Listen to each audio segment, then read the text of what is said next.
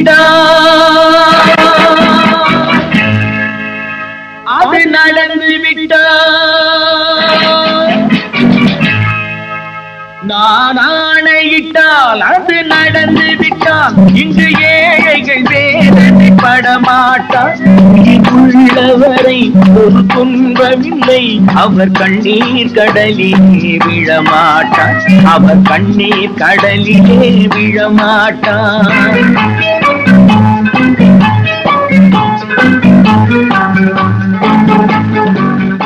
ஒரு தவறு செய்தால் அதை தெரிந்து செய்தால் அவன் தேவன் என்றாலும் விடமாட்டேன். உடல் உழைக்க சொல்வேன் அதில் பிழைக்க சொல்வேன். அவர் உரிமை பொருள்களை தொடமாட்டேன். நான் ஆணையிட்டால் அது நடந்து விட்டால் இங்கு ஏழைகள் வேதனைப்பட மாட்டார். உள்ளவரை ஒரு துன்பமில்லை அவர் கண்ணீர் கடலிலே விழமாட்டார். அவர் கண்ணீர் கடலிலே விழமாட்டார்.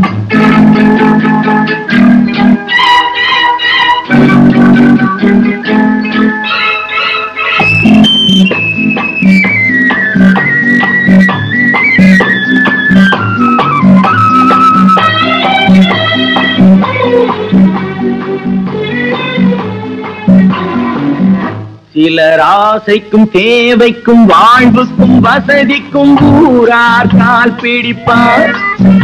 ஒரு மானம் இல்லை அதில் ஈனம் இல்லை அவர் எப்போதும் கால் பிடிப்பார். எதிர்காலம் வரும் என் கடமை வரும் இந்த காக்கைகள் கூட்டத்தை ஒழிப்பேன்.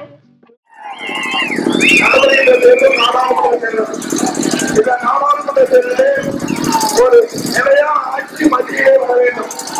ஒரு வலிமையான தலைமை மத்தியிலே ஏற்பட வேண்டும். திறமையான பாராளுமன்றம் இந்த நாட்டை ஆள வேண்டும்.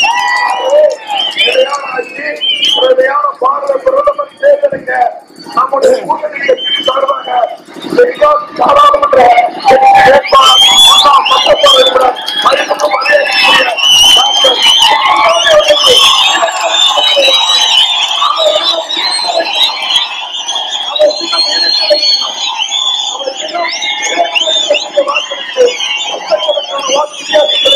அவரை வெற்றி பெற செய்யும். பேசுறாரு நம்முடைய கூட்டணி கட்சி தலைவர் போராட்டத்துல கூட்டம் இல்ல, முதலமைச்சர் போராட்டத்துல கூட்டம் இல்ல அப்படிங்கிற அவருடைய கூட்டத்துடைய வலிமையை தெரிவிக்கின்ற விதமா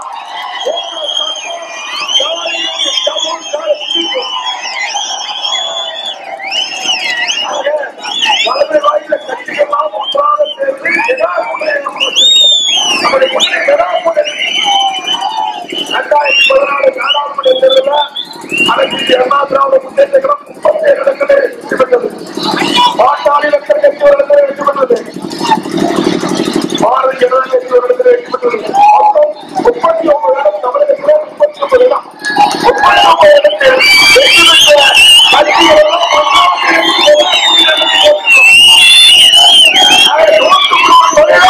நம்முடைய வெற்றி நம்முடைய தமிழகத்தில் 39 பாராளுமன்றம் பாண்டிச்சேரி ஒன்று 40 பாராளுமன்றத்திலும் நம்முடைய கூட்டணி 40 பாராளுமன்றம் இதற்கு நாளை பேசுறாரு. பாரதிய ஜனதா திராவிட முன்னேற்ற கழகம் அந்த கூட்டணியும் மதவாத கட்சியோடு போய் பேசி ஒரு குற்றச்சாட்டு சொல்லியிருக்காங்க.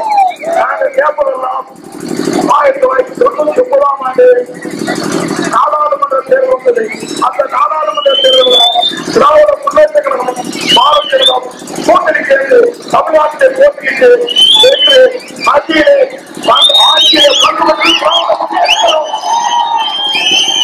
அப்பதான் பாரதிய ஜனதா கட்சி மதவாத கட்சிகள் தெரியாது, திமுகவுக்கு தெரியாது, சாதிக்கு தெரியாது, பதவி வந்தா மதவாத கட்சி கிடையாது.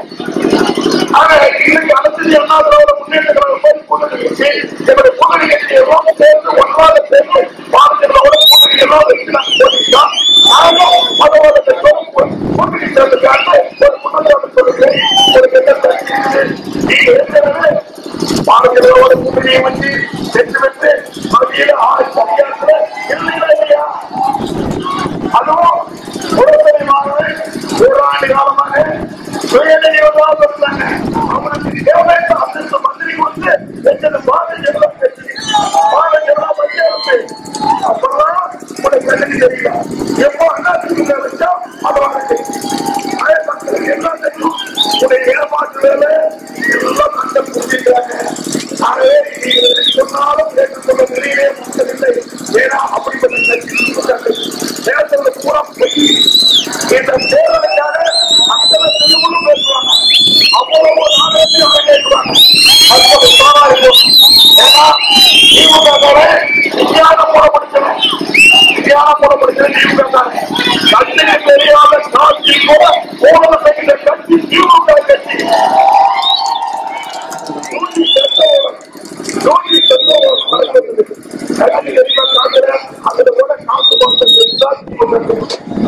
அப்படிப்பட்ட கட்சி சேர்ந்தவங்க அண்ணா திராவிட முன்னேற்ற கழகத்தை பார்த்து அண்ணா திராவிட முன்னேற்ற அரசு ஊழலை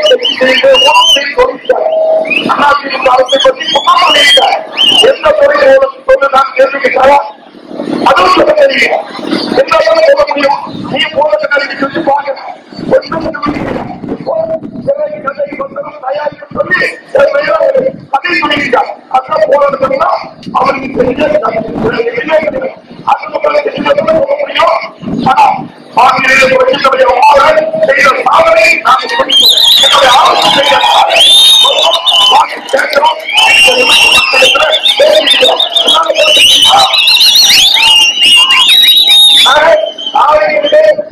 அவருடைய என்ன சொல்லலாம்?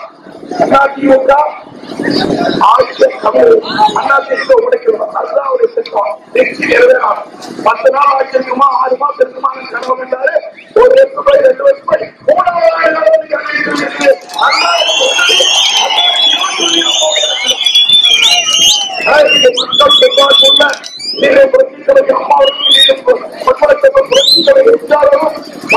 கட்சியை நாங்கள் மக்களோடு சேர்ந்து கட்சி தெரிந்து மகிழ்ச்சியான ஆட்சியோடு திறமையான பாரதம் அதற்காக நம்முடைய வெற்றி வேட்பாளருக்கு அதேபோல திராவிட முன்னேற்றங்களுடைய அநாயகம் அந்த அளவுக்கு திராவிட முன்னேற்ற கட்சி என்பதை தலைவர்களா அராஜகங்களும் இன்னைக்கு தொடங்கிட்டாங்க. இன்னைக்கு வழக்குகளை கூட முன்னாள் மாவட்ட ஊராட்சி உறுப்பினர் ஒரு ஒதுக்கிறார். எல்லா தொலைக்காட்சியும் பார்த்துருக்கேன். எல்லா தொலைக்காட்சியும் பார்த்துருக்கேன். அந்த நாளைக்கு முந்தைய ரயிலில் போகும்போது ஒரு தற்படி பெண்ணா பலவாக்கிரம் செய்யறாங்க. திமுக புகார் செஞ்சு வாக்கு பதிச்சு ஒரு சிறையில் அடிச்சாங்க. வாக்கு போய் எல்லாம் புரோட்டம் கிடைக்கல, பிரயாணி கிடைக்கல, நல்லா சாப்பிடுறாங்க.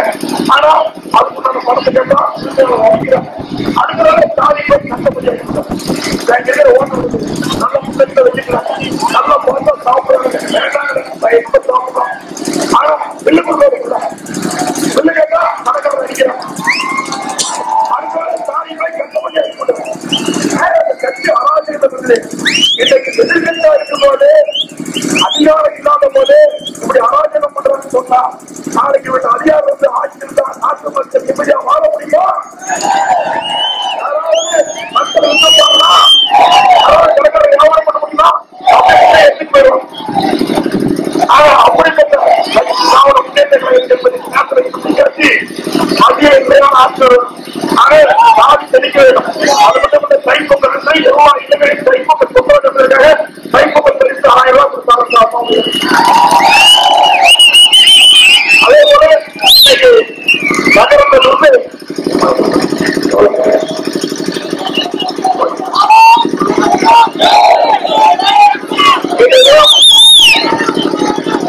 ஏழைக்காம தொழிலாளிக்கும் 2000 கொடுக்கப்பட்டு அறிவிக்கப்படுத்த அந்த திட்டத்தை வச்சாச்சு. திமுக தலைவர் ஸ்டாலின் போய் தேர்தல் ரூபாய் கொடுத்தனால தேர்தலையும் தேர்தல் முறைகளையும் ஏழை தொழிலாளிகள் 2000 கொடுப்பது உத்தரவு போட்டாங்க. தேர்தல் முடிஞ்ச எல்லா ஏழை குடும்ப தொழிலாளிகளும் விவசாயிக்கு நெசவு தொழில் செய்கிறதுக்கு விவசாயி நெசவு தொழில் கட்டட தொழில் எந்த தொழிலும் அந்த தொழிலாளி கொடுக்கணும். அதோட நெசவு தொழிலாளிக்கு 10 கட்டி தரப்படும். அதே போல நெசவு தொழிலாளிக்கு 7ஆம் திட்டத்தை அம்மாவுக்கு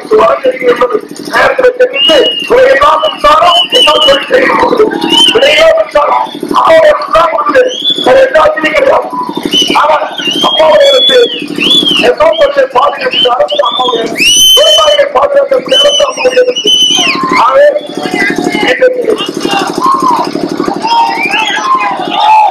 அதே போல தாமரபரணி கூட்டுப்பணி திட்டம் 2ஆம் திட்டப்படி 540 கோடி மதிப்பீட்டில் நடைபெற்று வருகிறது. இந்த பகுதி மக்களுக்கு தேவையான தண்ணீர் கிடைக்கக்கூடிய வசதியை அம்மாவுடைய அரசு செயல்படுத்துவதற்கு நடவடிக்கை எடுக்கப்பட்டிருக்கிறது. மணல்களை கட்டணே புதிய கட்டணங்கள் 2 கோடி ரூபாய் ஒதுக்கீடு செய்து பணி நடைபெற்று வருகிறது. சங்கரக்கோடி ஆனந்த பகுதி மற்றும் பிள்ளையார் சட்டம் புதுக்குளம் செல்லம் பகுதி ஆகிய பகுதிக்கு புதிய ஆய்வு மற்றும் ஒதுக்கீடு கட்ட 8 கோடி ஒதுக்கப்பட்டு இன்றைக்கு செயல்படுத்தப்படுகிறது.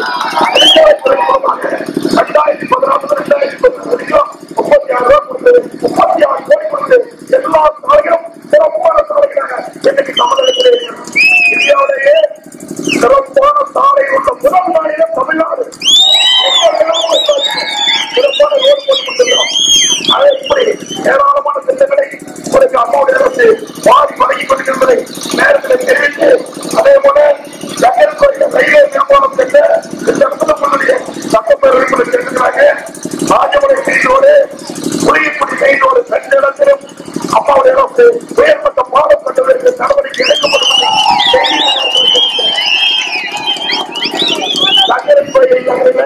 புறநகர் பேருந்து நிலையம் 3 கோடி ரூபாய் மதிப்பீட்டில் அமைக்கப்படும். இப்படி நிறைய திட்டங்கள் கொடுத்திருக்கிறாங்க. அதெல்லாம் அரசு பரிசீலிக்கப்பட்டு சொல்லி, ஏன்னா நாங்க ஆளுகிட்ட பேசிட்டே இருக்கிறோம்.